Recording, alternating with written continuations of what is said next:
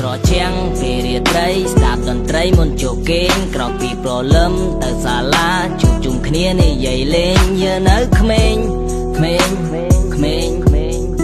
ឲ្យតែជុំគ្នាគឺយើងសប្បាយទោះបីពេលខ្លះអត់លុយចាយម៉ោង4ល្ងាចរៀនអង់គ្លេសវិជ្ជាក៏សន្តានាខ្ញុំប្រមូលលុយឲ្យលោកគ្រូពេលចុងម៉ោងគ្រប់វេលានៅចាំទេអនុស្សាវរីយ៍វិទ្យាល័យខ្ញុំនឹងមិត្តភក្តិរៀងរាល់ថ្ងៃពេលព្រឹកខ្ញុំមិនដែលទាន់ទេពេលគោរពទាំងជាតិខ្ញុំយឺតជាងគេរវល់តែរៀនភាសាអង់គ្លេសគ្រូភាគចាមិនចូលចិត្តខ្ញុំទេបាទមក so my friend they know about me ធ្លាក់រកខែកណិតរូបគីមីខ្ជិលជាងគេមានតែមួយគ្មានពីររៀនគ្រប់គ្នាខ្ញុំនៅផ្ទះដេកស៊ី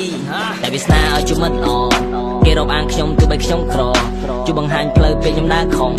រាប់អានគ្នាដោយចិត្តស្មោះអរគុណដល់លោកគ្រូប្រជំរឿនឲ្យខ្ញុំនៅ